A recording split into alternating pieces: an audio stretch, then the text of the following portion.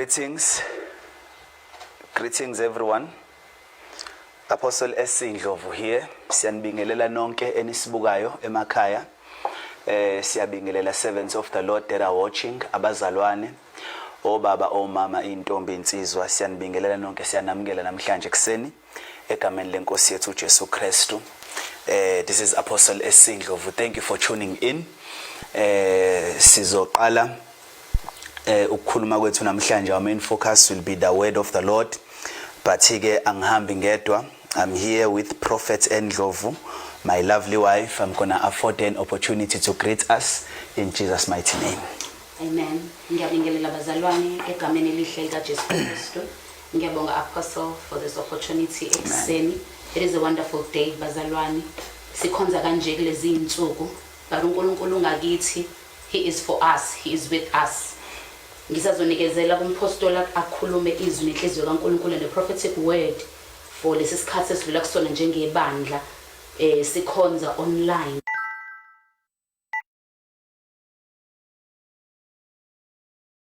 Arise and pray. This is a time for us ukuthi si observe ama prayer watches. Pray at 3, pray at 6, pray at 9, pray at 12. Like the first church will pray.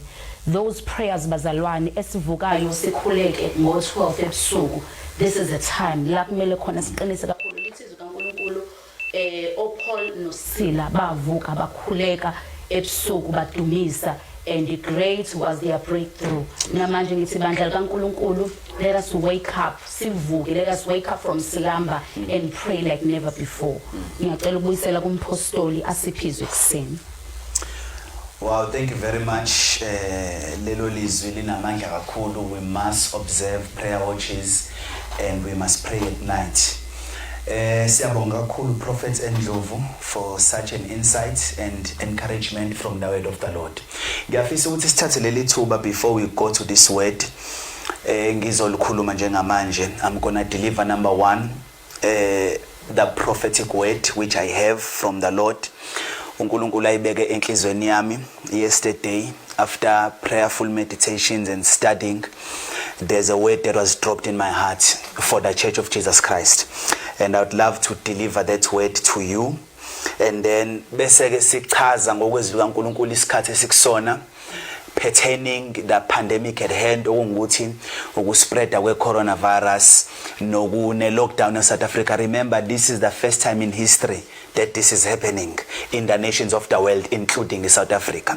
So we must interpret that by God's word. But before we do all of that, ngiyacela ukuthi sivala amehlo. Please invite people to come and watch this word that I'm going to deliver.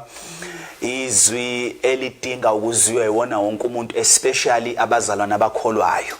Please bring them on board. This is not just for broadcasting purposes, but this is for spiritual purposes. You have to hear what I have to deliver to you. uNkulunkulu ayikhulumile enhlizweni yami. Can we just pray? Father, in the name of Jesus Christ, namhlanje kuseni siyabonga uNkulunkulu oyingcwele sesikhona ukhuluma izwi lakho. Akukho esingakwenza ngaphandle kwakho.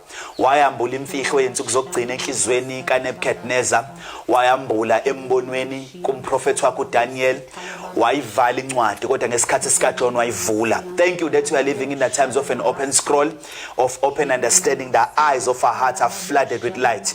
I pray for abazalwane abasilalele, those who are viewing and listening from different places around the world. Heavenly Father, let your hand touch them, bring light to their understanding and flood the eyes of their hearts and minds with light. Let them comprehend what I'm about to speak. Holy Spirit, we thank you for your presence. We acknowledge you. Let the words be anointed by you. In Jesus' mighty name I pray. Amen.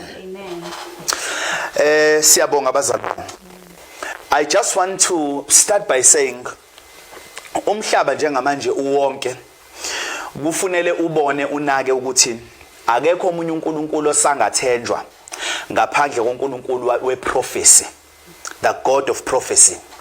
The God of prophecy is the only God that must and can be trusted.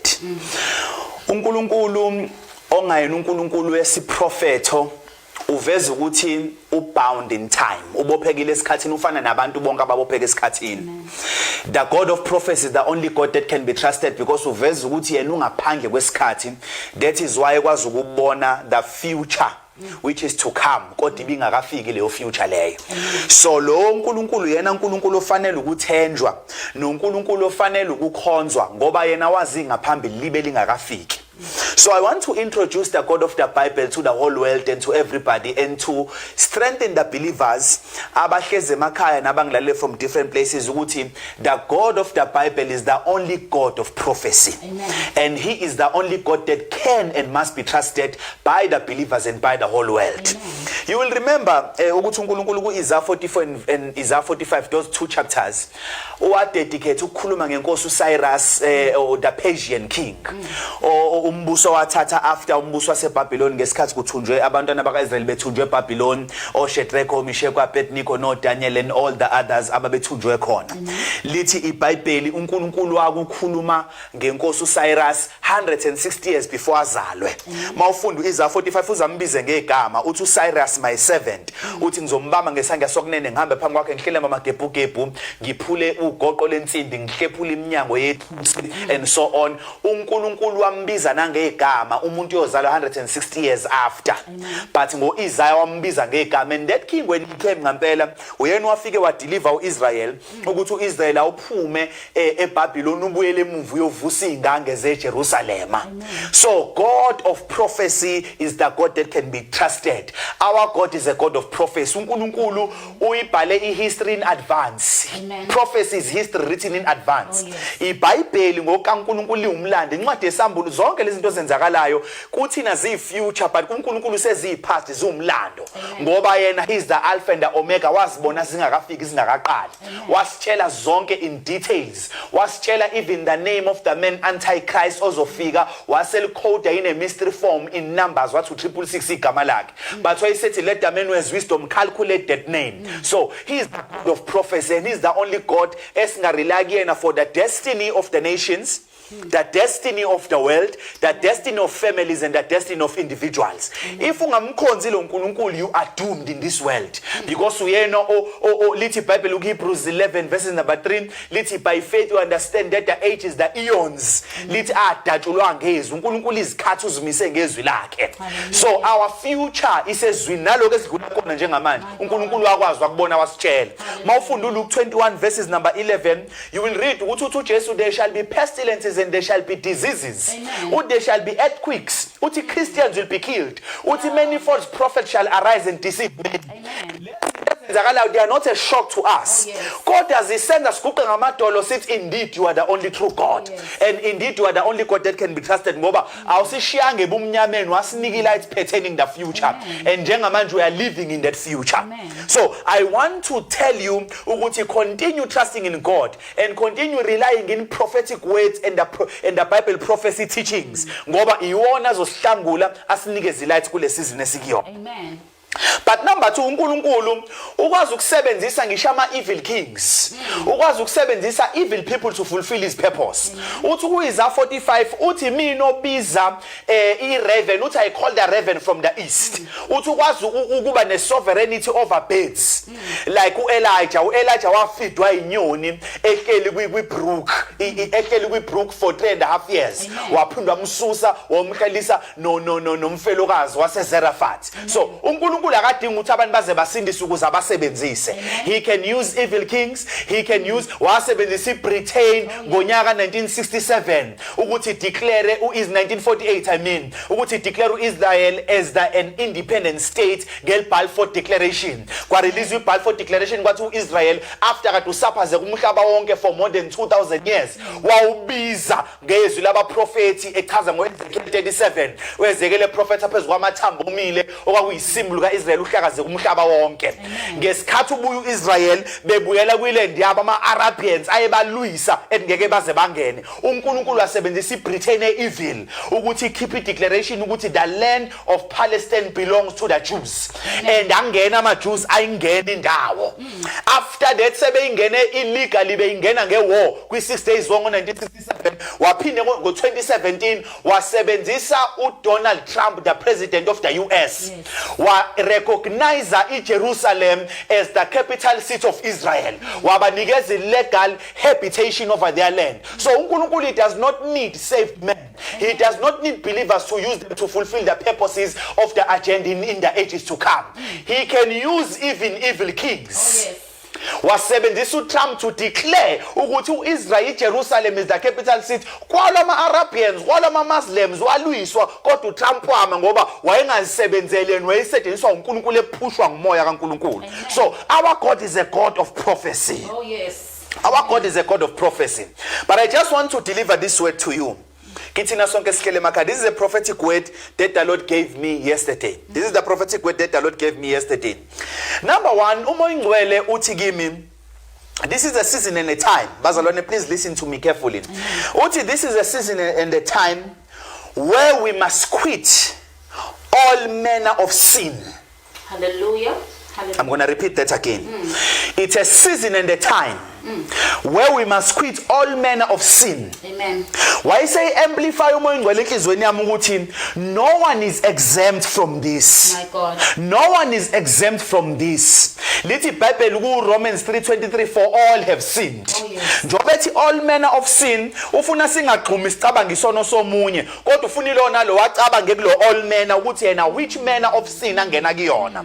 Why said this quitting of manner of sin is gonna amplify the flow of God's Spirit upon our lives. The Holy Spirit is flowing upon our life, but to Hebrews 12 verse 1 and 2 uthi asilahli isono esithandela kangaka kithi uthi the sin which is a weight isono senza kube nesisindo phezukwethu we can't run kufana nomuntu ogijima irace uthi asigijime kulokuncintisana silahlile isono nesisindo esithandela kithi. Amen. You can run ubelethe umuntu kodwa ngeke kube effective and ngeke kube nemomentum okade uzoba nayo uma ngabe ungenayo iweight upon your shoulders.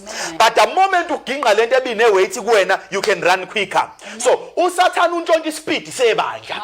uElijah wagijima ngespeed from the Holy Ghost wagijima wadlula amahashi because there was no weight upon his life. This is the season for the church to gain speed and momentum. And for us to acquire that realm we must quit all manner of sin to amplify the flow of the Holy Ghost upon our lives. Amen. Why is it this is the good news. An atmospheric grace has been afforded to the saints to break chains of sins that easily entangles itself. Uthi kune atmosphere ayireleasile uNkulunkulu enza kube convenient for us to quit sin.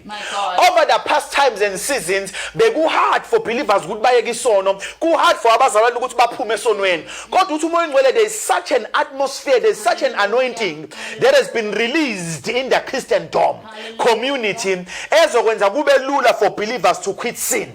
Ngeke kusaba istruggle ukuphuma esonweni, but you will just feel the presence of the Almighty God, the presence of Yahweh upon your life ezokwenza kube lula for you to quit the sin so that you may amplify the flow of God's Spirit upon your life. Hallelujah. Now these are very important things. So I deliver in point forms, prophet. Now we must pray for deliverance. Amen. Amen. Deliverance, I inquired of the Lord, what does it mean, deliverance of the church? What does it mean, deliverance? What independence? Njengamanje ibandla li-dependent. Khumbula, lithi iBhayibheli lo umkweletayo uyinkosi yakho. Yes. When you owe someone, you don't have freedom, they become your Lord. They become your owner, you can't exercise freedom.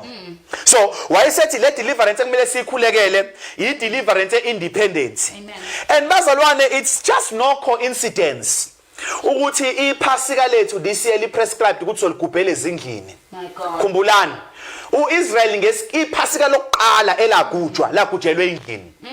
Babe ngekho gedade wathi uNkulunkulu abavala iminyango ifamily nefamily ihlabiwe undla idlele kwayo. The father of the house kwakumele azingundla alicheke 4 days before bese yalihlaba noKristu uJesu ufike 4,000 years after. So befuna ubaba wekhaya alihlabi undlu bese bebheca igazi emakhothameni eminyango. So the very first Passover lakujelwe ezindlini ku-Exodus 12. Yes. But remember, laliqondene nani? Laliqondene nokukhululwa kwesizwe sikaNkulunkulu from Egypt. hallelujah. Isizwe sasokhululwa from the worldly systems. My God. Could it be that this is a prophetic season la khona uNkulunkulu esivumele thu ukuthi sigubha amaphasikethi ezingini as a deliverance from the systems of this world? Ezolenza ibandla libe independent divine entity upon the world. Libe ivoice independent emhlabeni. Njengamanje I'm saying this with boldness, we can't exercise the voice of the church because we are dependent on the systems of this world. We are dependent upon the statutes that are set by men of this world. Yes, we must respect authorities, but we must remember the highest authority is God. Yes. And the highest government is the heavenly government, which is the kingdom of God, of which we have pledged our allegiance and fraternity to this kingdom, which is the kingdom of God. But as far as we exercise the freedom, if sisa dependile, so we must pray for independence of the church. I'm telling you, there is coming a day and a time.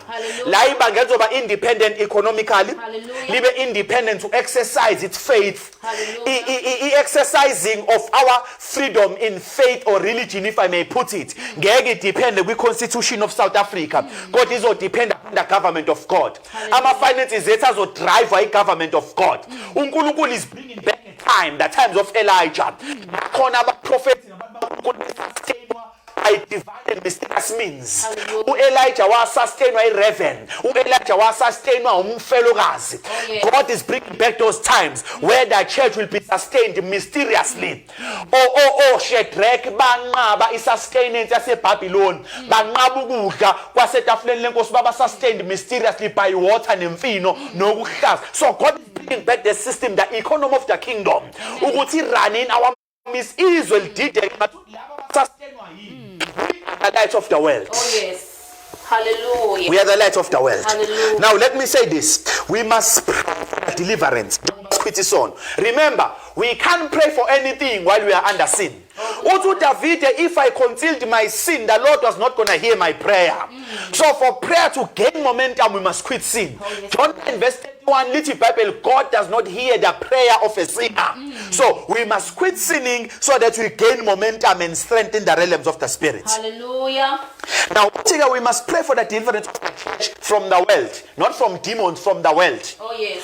Because her voice, my God, will be restored when she becomes independent and ceases from being drunk with the wine of the Babylonian helotry system. My God. Kune system yaseBabylon ephuzisa ama-institutions iwayini le-fornication yakhe.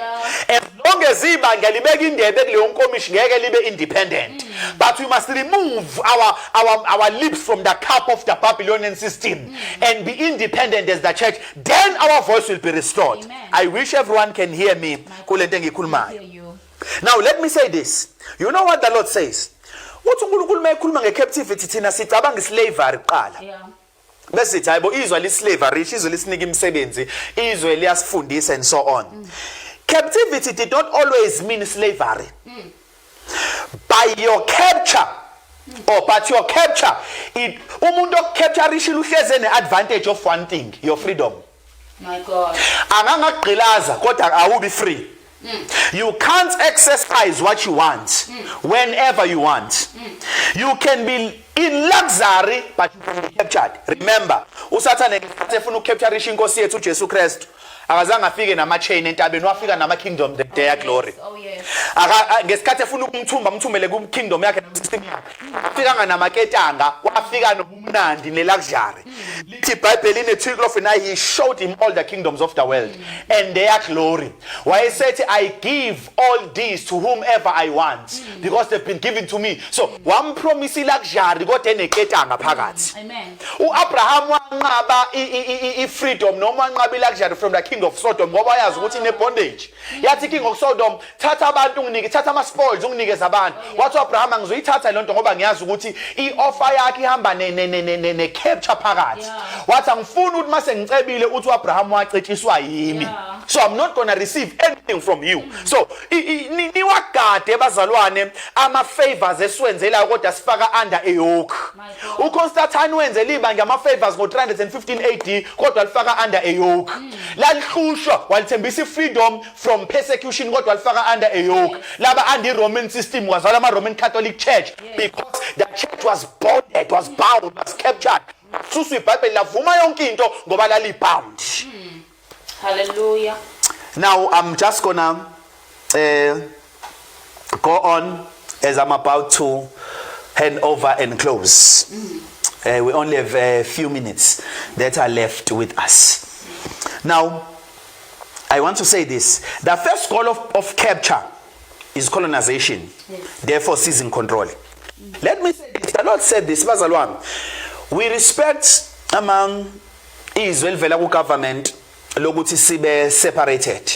But I'm going to say something. We respect it. Sihlale emakhaya, it's good ukuthi si ku cap with the spread of this pandemic. But let me tell you something, Church of Jesus Christ. The Lord, after yesterday, with prophets Sihle talking and meditating prayerfully about this word was dropped. Let me tell you this. We are being tested. Oh yes. Ukuthi, how much have we been colonized? One. How much do we think like the world? Remember, colonization iwent ucabange njenge colonizer yakho. Kwafika ama British la as colonizer, English njengamanje iyona language ekhulunywayo. It's the primary language ekhulunywayo. It's colonization. Uqwa kwethu kanje it's colonization. So colonization ukwenza ucabange like your colonizer. Okay? So njengamanje the system of the antichrist, is testing the waters. Ukuthi, how colonized are we as the church? Do we fall to this side? Remember, my God, Malachi, uthi uNkulunkulu in the last days I will throw a red reed in my house. Uthi uyophonsa umhlango obovu. Uthi kuyoba khona abangapha nabangapha. So, Antichrist is testing the waters. Ukuthi bangaki abazoba spiritually inclined ba respond spiritually to this. Bangaki abazo respond carnally. Oh, bazalwane bami. So, njengamanje njoba ku release le pandemic, iku test amanzi ukuthi sizothi ngoba ngizobuza umbuzo ukuthi what if the pandemic does not end? I'm just asking. I'm not saying it won't. It's gonna end in the name of Jesus Christ. Oh yes. But what if more sicknesses, according to Luke 21 verse 11, uthi Jesus sazoba khona ama disease outbreaks. Yes. Yeah, sazoba khona amaningi ama disease outbreaks. What if kuba nama disease outbreaks amaningi? Will the church have a voice? This is both a test and a mirror uNkulunkulu afuna sibuke kuyona. It test from the enemy yokuthi we gonna comply fully. One, we have to comply to the word of the government. Hear me clearly. But I'm just projecting to the future with spiritual lenses. What if in the nearest future, as the Lord has spoken prophetically, release outbreaks of disease, what if it happens again in the future and it takes long time? Ngaleso sikhathi will we have restored our voice yini na? Ngoba njengamanje we couldn't stand ground because our voice has been silenced. Oh yes. Ngenxa ukuthi we are depending on this system. So lento ufuna ibe mirror kanjani yokuthi sithi wake up from the slumber. Oh yes. Let this be a trumpet in Zion. Oh yes. Let wake up from the slumber. Let a trumpet and an alarm be sounded in Zion. Let wake up from the slumber and put on righteousness and clothe yourself with Christ and be prepared. Ukuthi uma kuphuma the next verdict ibandla libe seli ready spiritually with a relevant anointing to touch the world. Oh yes. Libe seli ready with a relevant authority to destroy and to defeat the gates of Hades. Libe seli ready with relevant structures economically, ama structures wonke akhona azosiza izwe sikulona ukuthi ama outbreaks angabi we level akuyona njengamanje. Amen. Will the world be able to bring the sick to us? Oh yeah. Can they trust us to be the divine entity? Ongalethwa kubona abagula babe ngisho ukuthi yakona be healed. Can we organize healing schools? Yeah. Can we have places la kuzokhona abantu mabe quarantinwa bayofakwa in churches babe prayed for? Oh, yeah. Can God raise those times? Ebesizibona ko John Sihle ukuthi nakunama outbreaks anje babizwe ebhegela bafaka kuma ICU and they'll pray and discharge the whole world. Oh yeah. Ibandla bese lifinyelele kuleyo level la li rise khona as an independent entity selling above the system of the world. Now it's a mirror and it's a test to us as well. So we are being tested njengamanje ukuthi how much can we resist and stand for our values? Amen. Njengamanje asiresist noma siresista sithi kancane kodwa kuyezwakala ngoba sina into esingayibamba siresiste ngayo. Yeah. But I'm prophesying upon the church. Hallelujah. There's coming a time and a day la khona sizothi kungavalwa zonke ezinye izinto but not the church of Jesus Christ. Yeah. And sithi masik-raise lokho kubonakala ukuthi we have ground. Oh yes. We have reference ukuthi this yes. has happened and the church has stopped it. Oh yes. So this is a season and a time where God is giving us an opportunity where we are rising. A few weeks back, the Lord has been dropping with Isaiah 60 verse 1, arise and shine, for your light has come, and the glory of the Lord is risen upon you. Arise and shine, for your light has come, and the glory of the Lord is risen upon you. When I pray, the Lord has been impressing this in my heart. This is the season, people of God. Hallelujah. For us to arise and shine, our light has come. We are being tested. Regulator kwebandla ama glimpses akade enziwa to regulate the church bekwama means okutesta well sakwazi ukuyiresista leyo but don't worry lithi iBhayibheli ku Mark 4 the devil left him for a season. Usathana mehamba kahamba ingunaphakade uhamba for a season. So namanje njoba afika wafuna ukuregulate ibandla the church was able to conquer that. He left for a season. He's coming back again. And after he leaves this time he's going to come back again, and trust me, believe me it's going to be greater than this. But I pray that the church is ready. Hallelujah. For that. I'm about to close Sizoya. Kuma questions ambalwa pertaining this and afford the prophet an opportunity to amplify kulelizwe bengilikhuluma and then we'll close our broadcast. Number one, the solution is adhering to being not of this world. The solution yokuqala ukuthi sivume ukuthi asibe abalelizwe. The solution yokuqala leyo yebandla kulesimo esibhekene naso. We must adhere to the commands of the Lord, which we are not of this world. We must adhere to that. Number two, we must be a supernatural and a divine entity. Funa sifike kulo level la siziqonda khona singaba kamoya. Asibona benyama, asibona balelizwe. Izwe lingesiqonda. Uze wathi uJesu alimqondi ngisho umoya ingcwele ngoba limazi ngiyemamkela limboni. So we are not of this world. Funa sivume leyo nto bazalwane ukuthi we are not of this world. We are spirit beings. We are spiritual. We are supernatural. Now the early church was independent and it depended only on prayer. Cabanga even iPeter esejele. Iva ngaliphuthuma ngalofuna ummeli resort we pray. Yes. Wathi uPeter esejele ngifuna ukunivezela ukuthi ibangile lali spiritual ngayo. Wathi uPeter esejele, and I know that devil is raising so many people about don't be too spiritual. Reason with sense. No. Sinayi with sina peace which is above understanding. We don't relate in the realm of understanding. Peace of God surpasses understanding. We are in a dimension that is called peace. That is called the Prince of Peace, which is above understanding. We don't reason like that way. We have spiritual understanding, we have wisdom, we have epignosis, the spiritual understanding. So ibandla wathi uPeter esejele la ngasho ukuthi akubheka ummelo strong lathi ibandla kugijinywe lemthandazweni kwawumthandazo omkhulu lejele ingakho abantu babona ukuthi labantu abafani nathi. So she knew that all her problems were a result of a bigger problem, which were kingdoms. So she take the matters on the roots, which were from the supernatural realm.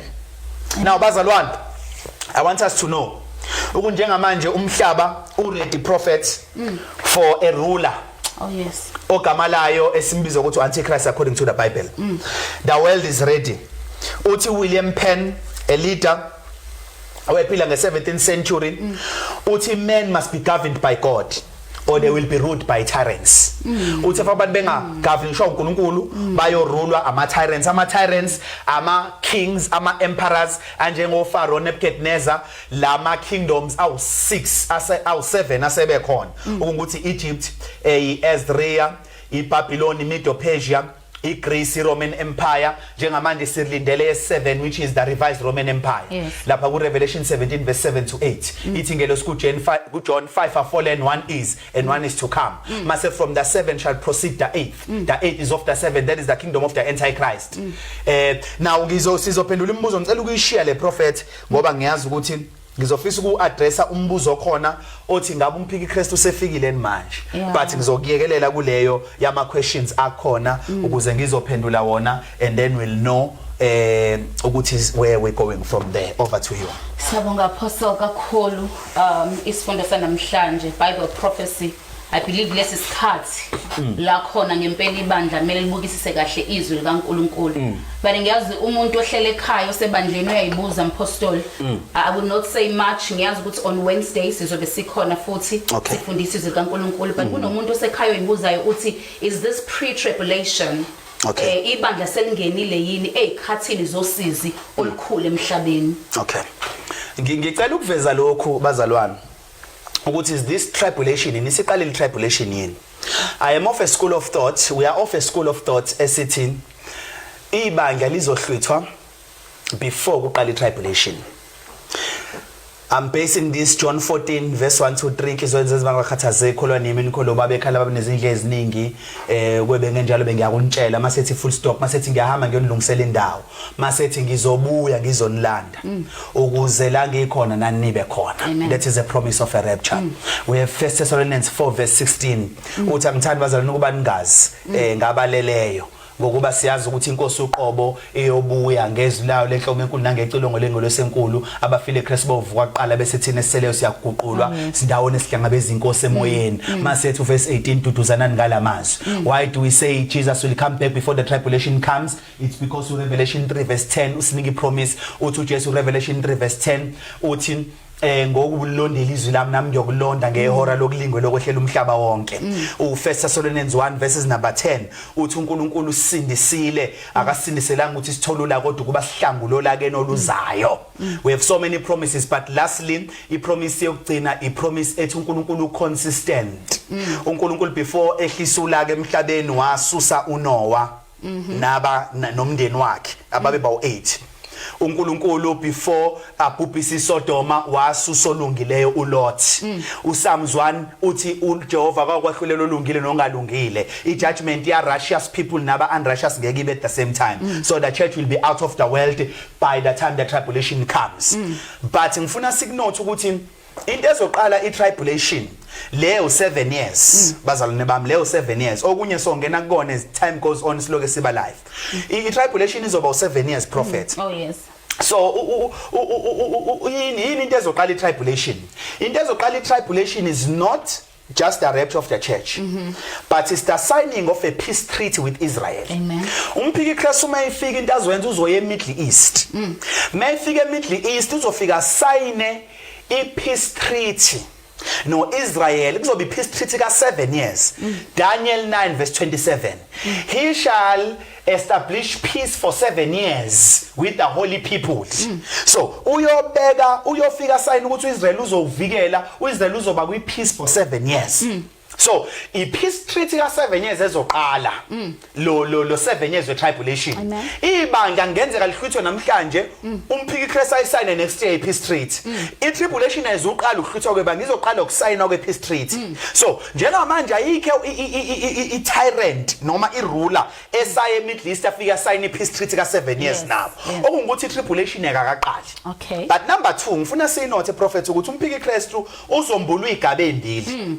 Uzombulwa ku Revelation 6 kuthina esibhalayo. Revelation 6 verses number 1 and 2. Uthi verse 2 akhona ngase ngizwe esinye sesidalwa sithi woza. Ngesikhathi undluhlephula uphawu lokuqala kwincwadi yayivaliwe ngeimpawu ezu7. Uthi ngesikhathi ihlephula uphawu lokuqala wabona ihashe elimhlophe liphuma ligitshela umuntu ophethe umntsalo lithi wayenqoba eyonqoba. Ngiyakuzwa. Lithi wayegqoka icrown ekhanda lakhe. Lo muntu umphiki Kristu. This is prophetic language. So ihashe akulona ihashe literal limeli peace. Njoba limhlophe limeli peace. Njoba no Jesu Revelation 19 uzofika egibelele limhlophe. Ngoba uSathane uhleze counterfeit izinto zikaNkulunkulu. So njobe igibele yashile emhlophe elimele ipeace but we contradictor ipeace ngoba uphethe ibow umcala umcibilisho lesandleni mawulethe ipeace emhlabeni yapi pho iweapon of war so njobe phethe weapon of war kusho ukuthi uzoletha ipeace for 3.5 years but in the middle of these 7 years uzobe seqali war ingakho u1 Thessalonians 5:9 uthi lapho bethi ukuthula nokuhlala kahle imbubhisi yobazuma abantu bonke besahleli kahle bethi kune peace emhlabeni from antichrist mase vele lethi war bazume imbubhiso athi njengemhelo wesifazana abayokuphunyuka owesifazana mase fike lo mhelo akasukwenza lutho isituation ayisekho under her control sekumela abelethe so nomphikira sothi mayefika lethi peace iqala aclimbe iladder kwi-career yakhe azafike phezulu mase kwenzile lokho he will bring in war. Amen. Then there will be no peace on earth. Amen. So, I-answer yami ithi akuyona i-tribulation le. Kunama signs ekusafunenze of which the rapture of the church is one of them before the tribulation will begin. Amen. Yes. Abantu mpostoli bahlele emakhaya abanye sebe infected abanye ba affected. Kune vaccine nesesiyezwe emhlabeni ukuthi sikhona. Yes. People are anxious, should I go to be vaccinated? Ngiyithathe yini ngizobe sengifaka imark yini uma ngiyithatha? Okay. What can we say? Siyadinga ukuzwa from abantu bakaNkulunkulu. I'm glad ukuthi ngiyibekile lento ethi prophet uAntichrist uzombulwa igabe embili. Ngase ngichaza lesoqala seRevelation 6 of which ngiyambonga umoya ngicela ukuthi ngingangeni kulesesibili ngoba lesesibili si necessary ukuthi ngingene kusona kule mpendulo. Okay. Is a vaccine the mark of the beast. Abantu abaningi bafunda uRevelation 13 ukuthi he will cause men young and old men and women to receive. Nikhumbula ukuthi ziwu3 izinto ezo receive akuyona inamba kuphela. To his name, his mark or the number of his name. Ziwu3 Revelation 13.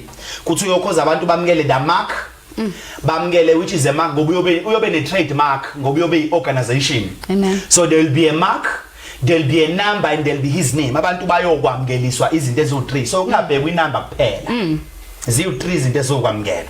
But number 2 umphiki Kristu kumbulwa isigaba sokuqala nje Revelation 6 elethi peace. Esesibili Revelation 13 usevuke seyibeast manje. Uthi uJohn I saw a beast with 7 heads and 10 horns. 7 heads lama kingdoms awu 7 ebengwabala. Amen. Mase kuthi ama 10 horns ihorn imeli authority prophetically.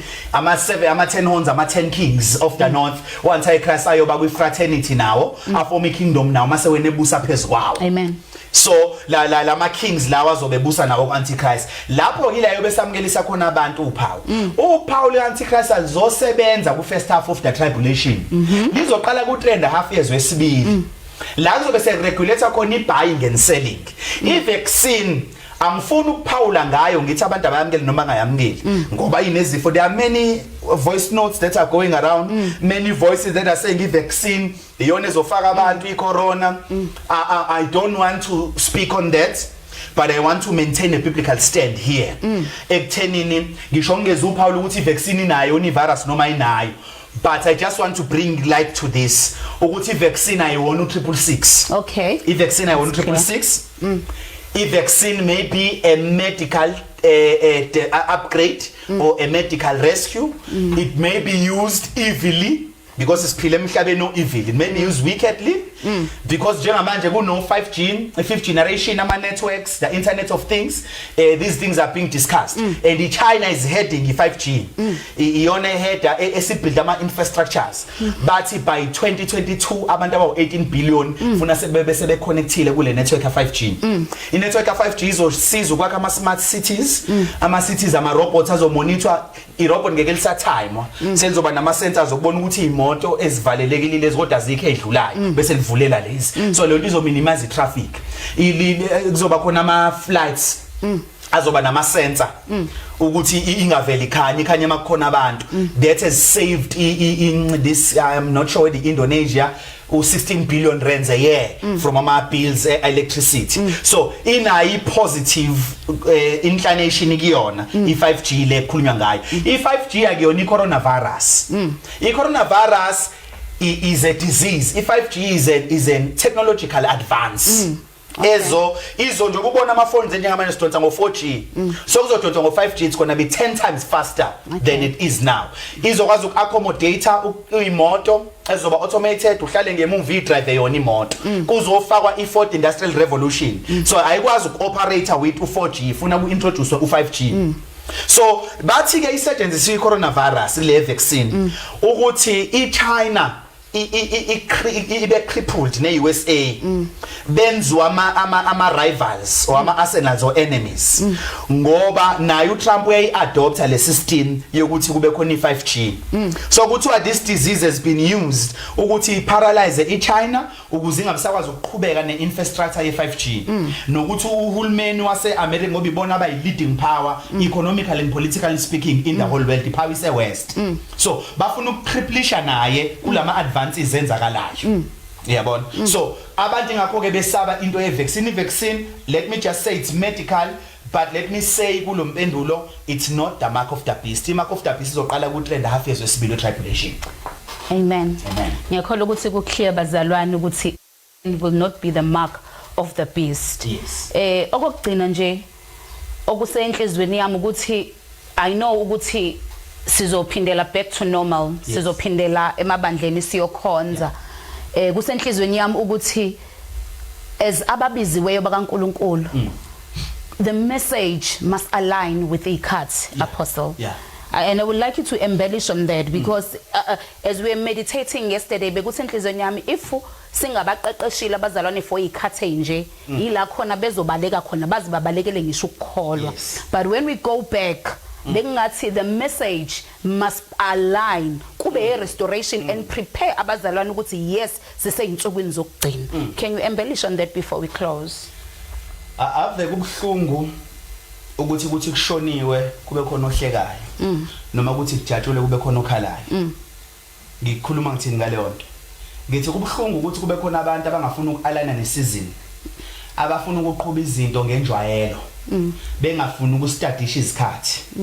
uJesu rebuke abaFarisi kumbulani bazalwane abaFarisi hayi ukuthi baphutha uJesu ngoba bengalazi iBhayibheli baphutha uJesu ngoba bengazazi izikhathi uJesu uthi kuMatthew 15 Matthew 12 in fact uthi uJesu manibona amafa ehlangana ezulwini nithi awimvula isizoni uthi manibona umoya uphephethe enyakatho nithi lizoshisa kusasa uthi kodwa sizukulwane esibi nesiphambene nesiphingayo uthi niyakwazi ukustadisha iweda kodwa nikwazi ukustadisha ikhathi ukhuluma uNkulunkulu abamfunde eBhayibhelini uma ephambi kwabo kodwa bafuna ukumkhanda ngamatshe they fail to study times mase kuthi uAnna benoSimeon they were not so much in scripture but they were prayerful and understanding seasons lithi iBhayibheli wathi uJesu efika ethempelini abaFarisi befunda iBhayibheli ethempelini bengambona uJesu lithi Simeon came to the temple by the spirit walanda umoya wamtshela umoya ukuthi waye man of prayer descend season usefikile uMessiah lithi wathi emgona umntwana wathi uSimeon uNkulunkulu usungamukisa inceke yakho because I've seen the consolation of Israel wabona ukuthi this is the season for the Messiah so bazalwane we must understand times and we must remember we must not preach a message a generation beyond the generation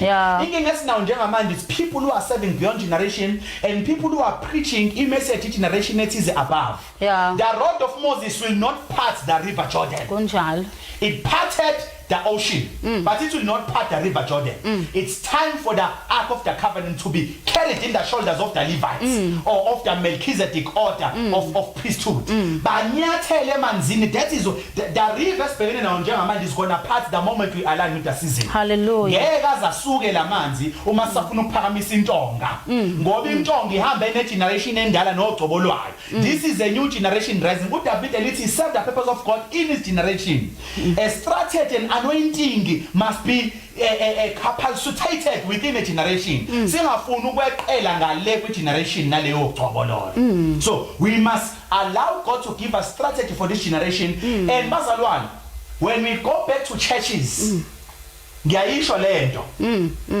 ngiyayisho prophetically please listen let us not play games let this khombisile ukuthi time for games is over it's a Sunday today sihleli kanje asikhonzi let this time for games is over bazalwane bami let me tell you when we go back to churches asiyekeni ukufuna ukimpress abantu men and women of God to amuse them we are not called yesterday I wrote a status ngathi we are not called to amuse the people abantu abathi noma beshare ama videos ebazi ukuthi we are not preaching for entertainment we are servants of Christ we are stewards of his mysteries and people must be what we teach. So as we teach, we must align with the season. Abantu funa siba equipe.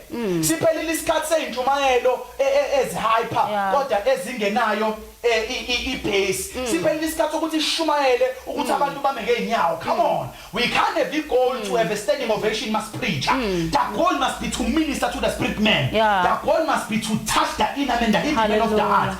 And once we equip that man, if we can touch that man, and if the align in a season, we are going to be able to touch that man. Visions are going to come back. Oh yes. Angelic visitations are going to come back. Signs, wonders, and miracles are going to come back. Oh, the yes. moment we align with the season, Hallelujah. This is a supernatural house. Hallelujah. So, as far as we are a prophet, I'm not saying people must not stand up when we preach, but we can't afford anymore. No, we can't. And we can't afford to live anyhow as we preach. We must preach the word of God, and we must be consistent with what we preach, and we must study the times. Hallelujah. The message of the end times is going to be revived. Hallelujah. The message of the restoration of the church must be preached. Oh yes.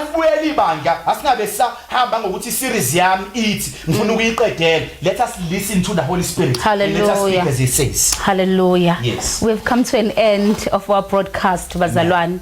Siyathemba usekhaya uvuselelekile. On Wednesday at 7 o'clock sizobe si live again siqhubeka naso isifundiso se end times. Kakhulukazi bazalwane njengoba ngikhulumile ekuqaleni ibandla libizela ukuthi lihambe kumoya. Uthi ingelosi umikhulumo no John ithi come up hither.